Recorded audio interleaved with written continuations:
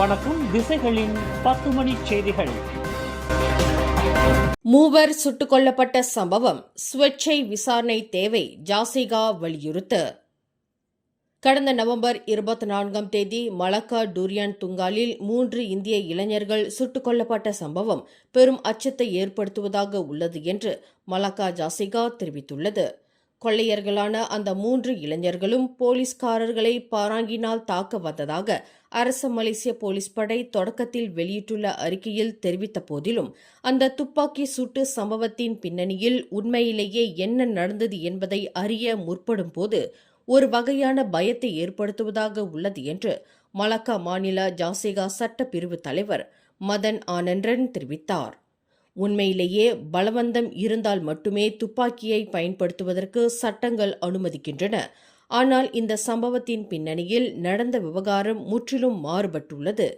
எனவே நீதி நிலைநாட்டப்படுவதற்கு சுயேட்சை விசாரணை அவசியமாகிறது. அதேவேளையில் நீதித்துறை மீது நம்பகத்தன்மையை மீட்டெடுப்பதற்கு இதுபோன்ற சுயேட்சை விசாரணை முக்கியமாகும் என்று மதன் ஆனந்தன் வலியுறுத்தியுள்ளார். சபா மாநிலத்தின் வருவாயில் 40 விழுக்காடு அந்த மாநிலத்திற்கே திருப்பித் தரப்பட வேண்டும் என்ற விவகாரத்திற்கு தீர்வு காண்பதற்கு முன்னதாக காலியாகியுள்ள 4 அமைச்சர்கள் பதவிகள் நிரப்பப்படுவதற்கு தமக்கு இடம் அளிக்குமாறு பிரதமர் டத்தோஸ்ரீ அன்வார் இப்ராஹிம் கேட்டுக் கொண்டார். சபா மாநில விவகாரம் அடுத்த ஜனவரி மாதம் விவாதிக்கப்படும். சபாவிற்கு 40 விழுக்காடு வருவாயை திருப்பித் தரப்பட வேண்டும் என்ற விவகாரத்தில் புத்ராஜயா உறுதியாக இருப்பதாக பிரதமர் குறிப்பிட்டார். அதற்கு முன்னதாக அமைச்சரவையில் காலியாக உள்ள 4 பதவிகள் நிரப்பப்பட வேண்டிய அவசியம் தமக்கு இருப்பதாக பிரதமர் தெரிவித்தார்.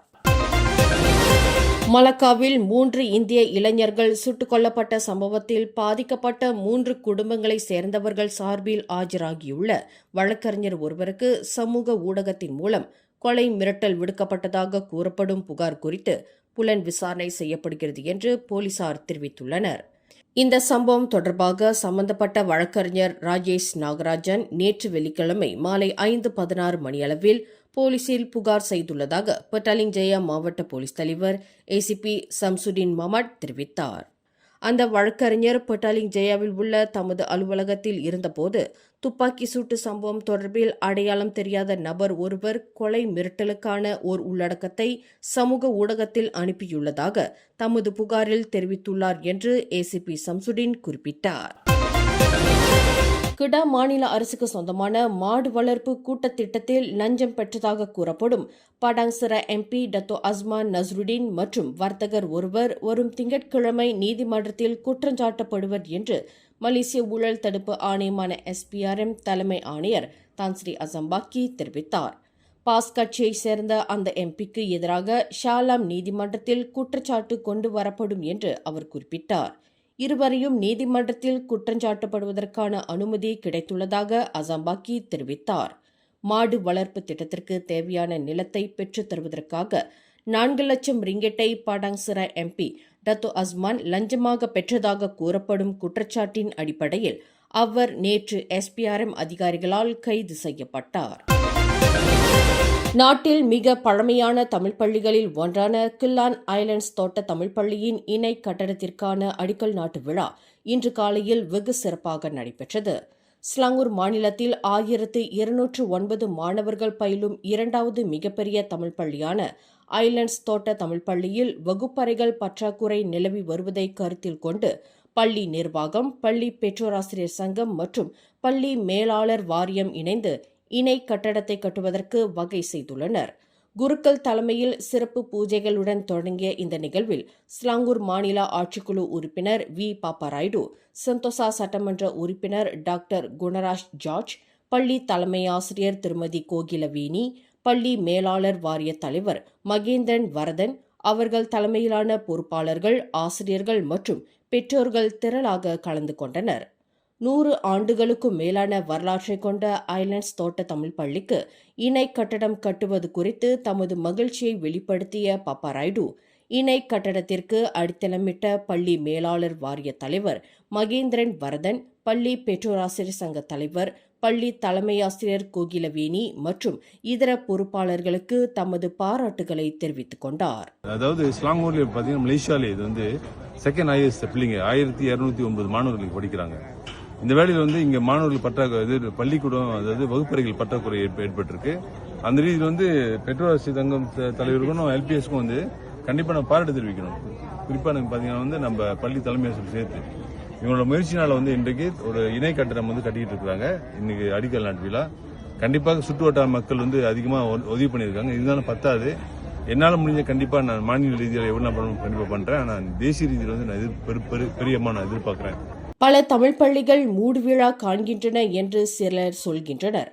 ஆனால் ஐலண்ட்ஸ் தோட்ட தமிழ் பள்ளியை பொறுத்தவரை ஒவ்வொரு ஆண்டும் மாணவர்களின் எண்ணிக்கை அதிகரித்து வருகிறது. பெற்றோர்கள் மற்றும் பொதுமக்கள் ஆதரவு தொடர்ந்து இருக்குமானால் பள்ளி இணை கட்டடத்தை விரைவில் கட்டி முடிக்கலாம் என்று பாப்பராயுடு குறிப்பிட்டார்.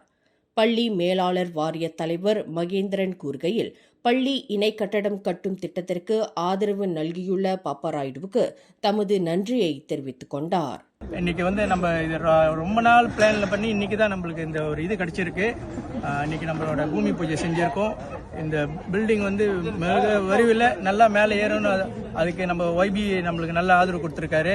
இந்த வேலையில YBக்கு இன்னைக்கு நிறைய ப்ரோக்ராம் இருந்தும் நம்ம சொன்னோன்னு உடனே வந்தாரு. இந்த வேலையில YBக்கும் நம்ம நன்றி சமர்ப்பிக்கிறோம். இந்த அடிக்கல் நாட்டு விழாவில் பெற்றோர்கள் மற்றும் பொதுமக்கள் திரளாக கலந்து கொண்டு சிறப்பித்தனர். மலேசியாவில் மின்னணு விலை பட்டியலான இன்வாய்ஸ் முறை 2026 ஆண்டு முதல் விரிவாக செயல்படுத்தப்படும் என்று பிரதமர் டத்தோஸ்ரீ அன்வர் இப்ராஹிம் தெரிவித்துள்ளார். வரி இணக்கத்தை மேம்படுத்தவும் வரி இழப்புகளை தடுக்கவும் இன்வாய்ஸ் திட்டம் அவசியம் என்று அரசாங்கம் கருதுவதாக பிரதமர் குறிப்பிட்டார். 2026 ஆண்டு முதல் சிறு மற்றும் நடுத்தர நிறுவனங்களின் கவலைகள் மற்றும் சுமைகளை கருத்தில் கொண்டு கட்டாய இன்வாய்ஸ் அமலாக்கத்திற்கான ஆண்டு வருவாய் அல்லது விற்பனை வரம்பை 5 லட்சம் ரிங்கெட்டிலிருந்து 10 லட்சம் ரிங்கெட்டாக உயர்த்துவதாக பிரதமர் குறிப்பிட்டுள்ளார். எனினும் சிறிய நிறுவனங்களுக்கு விலக்களிப்பு வழங்கப்படும். இதன் பொருள் 1 மில்லியன் ரிங்கெட்டுக்கும் குறைவான ஆண்டு வருவாய் கொண்ட மிக சிறிய நிறுவனங்கள் இத்திட்டத்தை கட்டாயமாக பின்பற்ற தேவையில்லை என்று பிரதமர் விளக்கினார். சரவா மாநில அரசாங்கத்திற்கு சொந்தமான ஏர் போனியோ விமான சேவை அடுத்த ஆண்டு ஜூலை மாதம் அதிகாரப்பூர்வமாக தொடங்கவிருக்கிறது. வட்டார இணைப்பை மேம்படுத்தும் திட்டத்தின் ஒரு பகுதியாக அடுத்த ஆண்டு ஜூலை 2026 ஜெட் விமான சேவைகளை தொடங்க ஏர் போனியோ திட்டமிடப்பட்டுள்ளது. சிங்கப்பூர் மற்றும் தென்கொரியாவின் ஜேஜூ தீவு போன்ற இடங்களுக்கு நேரடி சர்வதேச விமானங்களை இயக்கவும் அது திட்டம் கொண்டுள்ளது என்று சரவா முதல்வர் தான்ஸ்ரீ அபாங் ஜொஹாரி துன் ஓபெங் தெரிவித்துள்ளார். மக்கள் நாள்தோறும் பல்வேறு மோசடிகளில் சிக்கி பல லட்சம் ரிங்கெட்டை இழந்து வருகின்றனர். இதில் இந்திய சமூகமும் விதிவிலக்கல்ல. அவர்களும் பல்வேறு பாதிப்பை எதிர்நோக்கி வருகின்றனர். பணத்தை வைத்துள்ள இந்திய சமூகம் முறையான முதலீட்டு திட்டங்களில் ஈடுபடுவதை ஊக்கப்படுத்தவும், ஸ்கேம் போன்ற மோசடிகளில் சிக்காமல் இருப்பதற்கும், நம்பகத்தன்மை கொண்ட முதலீடு குறித்த அறிவை மேம்படுத்தவும் மலேசிய இந்திய உருமாற்று பிரிவான மித்ரா நாடு முழுவதும் தற்போது விழிப்புணர்வு கருத்தரங்குகளை நடத்தி வருகிறது. அந்த வகையில் மித்ரா ஏற்பாட்டில் இன்று காலை ஈப்போ நகர மண்டபத்தில் முதலீடு மற்றும் பங்கு சந்தை மீதான விளக்கமளிப்பு நிகழ்வு நடைபெற்றது. காலை முதல் மாலை வரை நடைபெற்ற இந்த நிகழ்வை சட்ட சீர்திருத்தங்களுக்கான பிரதமர் துறை துணை அமைச்சர் M. குலசேகரன் தொடக்கி வைத்து உரையாற்றினார். மித்ரா முன்னெடுத்துள்ள இந்நிகழ்வை வரவேற்ற M. குலசேகரன், இந்திய சமூகம் பல முதலீட்டு திட்டங்களில் முதலீடு செய்து பல கோடி வெள்ளியை ஏமாந்த சம்பவத்தை நினைவு கூர்ந்தார். இருந்தபோதிலும் இந்தியர்கள் தொடர்ந்து மோசடிகளில் சிக்கி பணத்தை இழக்காமல் இருக்க மித்ரா ஏற்பாட்டில் நடைபெற்ற இதுபோன்ற கருத்தரங்கு ஆக்ககரமான பலனளிக்கக்கூடியதாகும் என்று குலசேகரன் நம்பிக்கை தெரிவித்தார். இந்த நிகழ்வு நடக்குது, ரொம்ப சந்தோஷமான விஷயம். இன்னைக்கு 800 பேருக்கு மேலே வந்திருக்காங்க. என்னத்துக்கு வந்திருக்காங்கன்னா, இவங்க விளக்கம் தெரிவிக்கிறாங்க. யார் மிஸ் டிப்பாவும் மிஸ்டர் பிரபாகரன் அவர் மித்ரா நல்லூர் ஷேர் மார்க்கெட்டில் நீங்கள் எப்படி உறுப்பினராக வரலாம், எப்படி நீங்கள் முதல் போடலாம், அந்த மாதிரிலாம் விளக்கம் தெரிவிக்கிறாங்க. ஆனால் இந்த 3 இடத்துல அவங்க செஞ்சது இது வரைக்கும் கோலாலம்பூரில், ஸ்லாங்கூரில், கெடாவில் ஏறக்குறைய 2000 பேருக்கு மேலே வந்திருக்காங்க. எவ்வளோ 100 ஆளுங்களுக்கு மேலே ரெஜிஸ்டர் பண்ணியிருக்காங்க, பதிவு பண்ணியிருக்காங்க ஷேர் மார்க்கெட்டில். அவங்களும் முதல் போடுறாங்க. இந்த வசதி எல்லாத்துக்கும் இருக்குது, எல்லாத்துக்கும் கொடுக்குறாங்க அரசாங்கம். எல்லாத்துக்கும் நம்ம செய்யலாம். நம்ம நினைக்கிறோம் ஒரு பணக்காரங்க தான் முதல் போட முடியும் அப்படின்னு. இது நல்ல ஒரு வாய்ப்பு. அதே நேரத்தில் நீங்கள் கோல்டு பவுன் வாங்குறதுனா இதில் வந்து அந்த ஸ்கீமில் வாங்கலாம். 10 வெள்ளி 20 வெள்ளி போட்டு அப்புறம் அது கொஞ்சம் ஒரு லெவல் வந்துச்சுன்னா உங்களுக்கு அந்த கோல்ட் காயின் கொடுக்கறது கூட வாய்ப்பு இருக்குது. மலேசிய இந்திய சமூகத்தினரிடையே குறிப்பாக B40 தரப்பினரிடையே சமூகவியல் பொருளாதாரத்தை உயர்த்தும் அதே வேளையில் முதலீடு தொடர்புடைய விழிப்புணர்வை ஏற்படுத்தும் வகையில் மலேசிய பங்கு சந்தையுடன் மித்ரா இணைந்து இத்தகைய விழிப்புணர்வு நிகழ்வை நடத்தி வருவதாக மித்ராவின் தலைமை இயக்குனர் பிரபாகரன் கணபதி தெரிவித்தார். நம்ம வந்து இன்னைக்கு கார்னிவல் சஹம் மித்ரா எடிசி பேரா இங்கே ஈப்போவில் இருக்கிறோம். இந்த விழா பார்த்திங்கன்னா எதுக்கு நம்ம மித்ரா வந்து செஞ்சுருக்குன்னா, புர்சா மலேசியா கூட ஒரு விழிப்புணர்வு எதில் வேணால் ஃபைனான்ஷியல் லிட்ரஸி. இப்போ நம்ம மக்கள் பார்த்திங்கன்னா இந்த எங்கே பொருளாதாரத்தில் இல்லை இன்வெஸ்ட்மெண்ட் எங்கே இன்வெஸ்ட்மெண்ட் பண்ணுறதுக்குன்னு அவங்களுக்கு தெரியாது. தவறாக போய்ட்டு நிறைய ஸ்கேமில் வந்து மாட்டிக்கிறாங்க, நிறைய தவறான இன்வெஸ்ட்மெண்ட் பண்ணி ஏமாந்து போகிறாங்க. ஸோ அந்த வகையில் நீங்கள் பார்த்தீங்கன்னா அதுவும் நீங்கள் முக்கியமாக பார்த்தீங்கன்னா நம்ம இளைஞர் மத்தியில் நீங்கள் பார்த்தீங்கன்னா இப்போ பேஸ்ட் ஆன் ஸ்டாட்டிஸ்டிக் என்ன சொல்லுன்னா 60 விழுக்காடு வந்து இளைஞர்கள் வந்து ரொம்ப பேங்க்ராப்சிக்கு போகிறாங்க. ஏன்னா அந்த அந்த விழிப்புணர்வு, அந்த ஞானம், அந்த நாலேஜ் இல்லை அவங்களுக்கு அந்த ஃபைனான்ஷியல் பற்றி. ஸோ அந்த வகையில் நம்ம என்ன செஞ்சோம், மலேசியா கூட சேர்ந்து இந்த ப்ரோக்ராம் வந்து நம்ம நடத்திருக்கோம். முக்கியமாக என்னென்னா அந்த ஃபைனான்ஷியல் விழிப்புணர்வு கொடுக்கு, எங்கே இன்வெஸ்ட் பண்ணோம், எது ரைட் இன்வெஸ்ட்மெண்ட், அந்த நாலேஜ் இருந்தால் அதை எப்படி இன்வெஸ்ட் பண்ணோம். இந்த விழிப்புணர்வு நிகழ்வில் பங்கு கொண்ட கோலாலம்பூரைச் சேர்ந்த பாஸ்கரன் கனகசபை விவரிக்கையில் முதலீடு தொடர்பாக நன்மை அளிக்கும் பல தகவல்களை அறிந்து கொள்ளக்கூடிய வாய்ப்பு கிட்டியதாக குறிப்பிட்டார். இன்னைக்கு இங்கே கலந்துக்கிட்டதுனால வந்து நிறைய பெனிஃபிட் கிடச்சிச்சு. இன்றைக்கி வந்து பொதுவாக இந்தியர்களுக்காக இந்த மாதிரி ஒரு நிகழ்ச்சி நடத்துறது ரொம்ப சந்தோஷமாக இருக்குது. நான் இங்கே வந்ததுக்கு காரணமே வந்து புர்சா மலேசியா வந்து மித்ராவும் சேர்ந்து ஒன்றா நடத்துகிறாங்க இந்த நிகழ்ச்சியை. அதனால் பயனளிக்கக்கூடிய விஷயமா இருந்துச்சு. இளைஞர்களுக்கும் சரி, முதியோர்களுக்கும் சரி, எல்லாருக்கும் வந்து ஒரு பெனிஃபிட் இங்கே நிறைய கிடச்சிது. ஸோ இவ்வளோ நேரம் இங்கே நிகழ்ச்சியில் இருந்ததில் வந்து பலவிதமான தகவல் கிடச்சிச்சு எங்களுக்கு. வந்து ஸ்கேம் பற்றி, எதில் வந்து முதலீடு செய்யணும், என்ன மாதிரியான விஷயத்தில் முதலீடு செய்யக்கூடாது அப்படின்ற பல விஷயம் வந்து எங்களுக்கு ரொம்ப தெளிவாக சொல்லி கொடுத்தாங்க.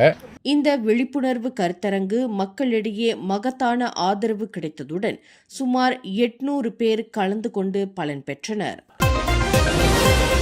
சபா மாநில சட்டமன்ற தேர்தலில் ஜாசைகா போட்டியிட்ட 8 தொகுதிகளிலும் தோல்வி கண்டிருப்பது மாசிசாவிற்கு லாபம் என்று கட்சி உறுப்பினர்கள் கருதக்கூடாது என்று அக்கட்சியின் துணைத் தலைவர் டாக்டர் மா ஹங்சுன் தெரிவித்தார். இவ்விவகாரத்தில் மாசிசா உறுப்பினர்கள் முதிர்ச்சியுடன் செயல்பட வேண்டும். கடந்த பொது தேர்தலில் மாசிசா படுதோல்வி கண்டிருப்பதை மறந்துவிடக்கூடாது என்று அவர் வலியுறுத்தினார். ஜாசைகாவின் தோல்வியை தங்களுக்கு லாபகமாக கருதாமல் அடுத்த 16வது பொது தேர்தலில் மாசிசாவை வெற்றி பாதைக்கு கொண்டு செல்வதற்கான வழிவகைகளை கட்சி உறுப்பினர்கள் ஆராய வேண்டும் என்று டாக்டர் மா கேட்டுக்கொண்டார். மரம் ஒன்று வேரோடு பெயர்த்து கொண்டு சாய்ந்ததில் மோட்டார் சைக்கிளோட்டி ஒருவர் உயிரிழந்தார். அதேவேளையில் கார் ஓட்டுநர் ஒருவர் காயங்களுக்கு ஆளானார். இந்த சம்பவம் இன்று பிற்பகல் 2:30 மணியளவில் மலாக்கா தமன் சந்தோசா தமுங்கோங் போலீஸ் குடியிருப்பு பகுதிக்கு அருகில் ஜலான் துன் ரசாக் அயர்கரோ சாலையில் நிகழ்ந்தது. மரைக்கிளைகளுக்கு அடியில் விழுந்து கிடந்த மோட்டார் சைக்கிளோட்டியும் காருக்குள் சிக்கிக்கொண்ட அதன் ஓட்டுநரையும் தீயணைப்பு மீட்பு படையினரின் உதவியுடன் மரக்கிளைகள் அகற்றப்பட்டு மீட்கப்பட்டபோது 22 வயது மோட்டார் சைக்கிளோட்டி சம்பவ இடத்திலேயே உயிரிழந்தார். 19 வயது பெண் காரோட்டி காயங்களுக்கு ஆளானார். அவர் EMRS வாகனத்தில் மருத்துவமனைக்கு கொண்டு செல்லப்பட்டார் என்று மலாக்கா மாநில தீயணைப்பு மீட்பு படையின் மலாக்கா மாநில பொது உறவு அதிகாரி முகமது ஹஃபீஸ் ஜத்துல்லா ரஷீத் தெரிவித்தார். ஆடவர் ஒருவர் காரில் இறந்து கிடந்தது கண்டுபிடிக்கப்பட்டது. இன்று காலையில் கோலாலம்பூர் ஸ்தாபக் டானாவ் கோத்தாவில் உள்ள தனது வீட்டின் முன்புறம் நிறுத்தப்பட்டிருந்த காரில் அந்த ஆடவர் இறந்து கிடந்ததாக வங்சமாஜு மாவட்ட போலீஸ் தலைவர் ACP முகமது லசீம் இஸ்மாயில் தெரிவித்தார். இது தொடர்பாக காலை 7:52 மணிக்கு போலீஸ் துறை அவசர அழைப்பை பெற்றதாக அவர் குறிப்பிட்டார். வேலைக்கு புறப்பட ஆயத்தமான அந்த நபரின் தாயார் தனது மகன் காருக்குள் இறந்து கிடப்பதைக் கண்டு போலீசுக்கு தகவல் கொடுத்ததாக அவர் குறிப்பிட்டார். 35 வயதுடைய அந்த ஆடவரின் உடலில் எந்தவொரு காயங்களும் காணப்படவில்லை. அவரின் இறப்பை போலீசார் திடீர் மரணம் என்று வகைப்படுத்தியிருப்பதாக முகமது லசீம் குறிப்பிட்டார். சமூக மேம்பாட்டு இலாகாவான கிம்மாஸ் ஏற்பாட்டில் ஒரு தடிகா பாலர் பள்ளியில் நடைபெற்ற மாணவர்களுக்கான பரிசளிப்பு விழா இறுதியில் சோகத்தில் மூழ்கியது. சிரம்பான் லெங்கிங் தமன் சின்னாங்கில் உள்ள மக்கோத்தா ஈல்ஸ் கிளப் ஹவுஸில் நடைபெற்ற நிகழ்ச்சியின் போது அருகில் உள்ள குளத்தில் 5 வயது சிறுமி நீரில் மூழ்கி மரணமுற்றதாக நெகிரி செம்பிலான் மாநில போலீஸ் தலைவர் டத்தோ அல் ஜஃப்னி அமட் தெரிவித்தார். இந்த சம்பவம் இன்று சனிக்கிழமை மதியம் 12:15 மணியளவில் நிகழ்ந்ததாக அவர் குறிப்பிட்டார். மேலும் செய்திகளை தெரிந்து கொள்ள கீழே இருக்கும் பெல் பட்டனை அழுத்துங்கள். உங்கள் மகிழ்ச்சியை வெளிப்படுத்த லைக் மற்றும் ஷேர் செய்யுங்கள். தொடர்ந்து திசைகளோடு இணைந்திருக்க சப்ஸ்கிரைப் செய்யுங்கள்.